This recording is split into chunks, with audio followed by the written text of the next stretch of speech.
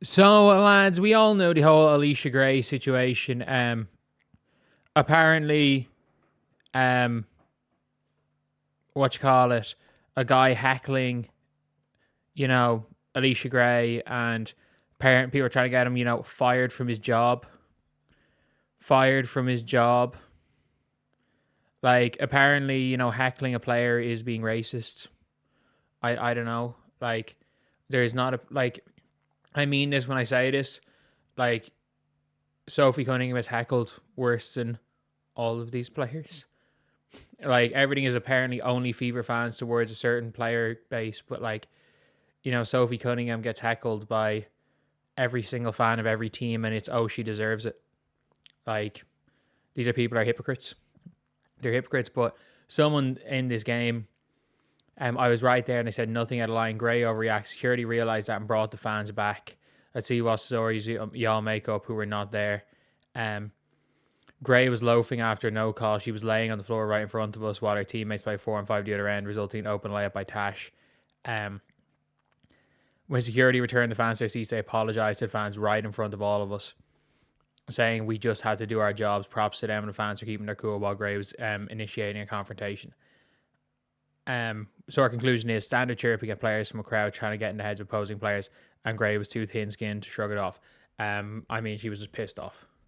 There's no way that he gets kicked. There's no way that this fan gets kicked out if the Atlanta Dream are winning the game.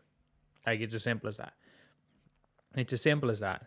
Like, Fever fans have scored out after Gray complained to return to their seats as they did nothing wrong. At the end of the day, like, we can all say whether or not heckling is good or bad or whether you should be allowed to heckle. But at the end of the day, you're allowed to heckle within reason. You're allowed to heckle within reason. And the WNBA is not going to stop that.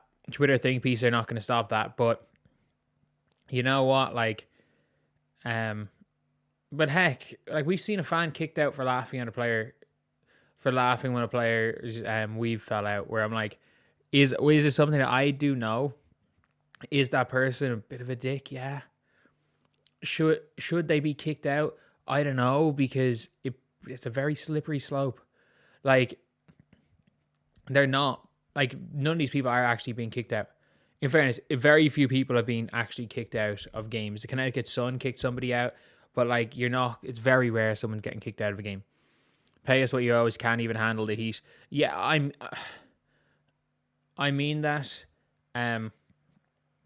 Someone says she's gonna make up a scenario of what happened, like she was there. Please don't resort to horrific name calling on here before game for the clarity of the fans. I've seen throwing insults are no better than people they claim they don't want in the league. No, it's not that they're no better. They don't care. They don't care. It's like they're not basketball fans, and you know that because they're never the people to tweet out anything first as it happens. They see something on Twitter and then push a narrative. They're not watching the game, and if they are watching any WNBA game, it's only the Fever game. They're not watching any other teams play. Let's not forget how few people were live tweeting while Paige Bueckers was dropping 44.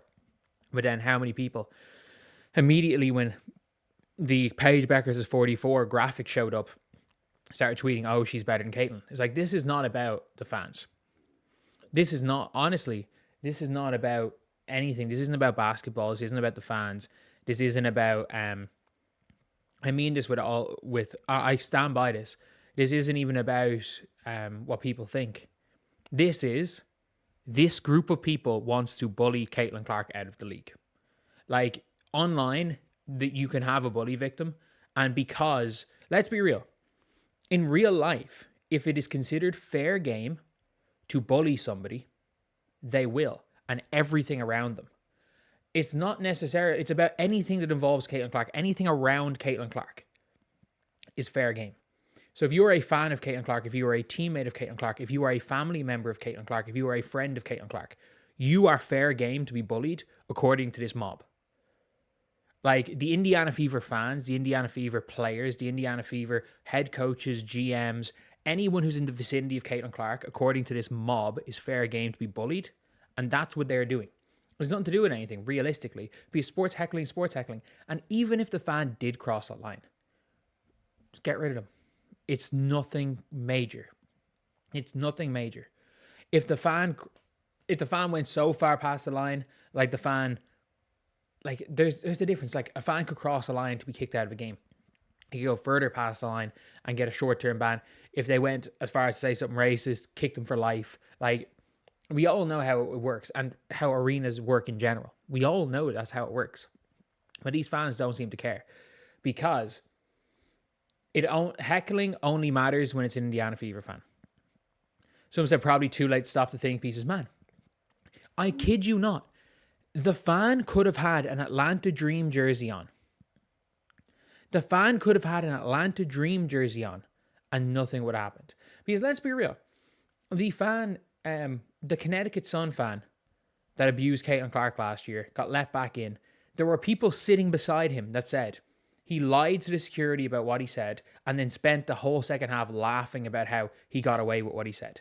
Like he started saying things about Caitlyn Clark's mother. So yeah, apparently they got let back in and was laughing about it.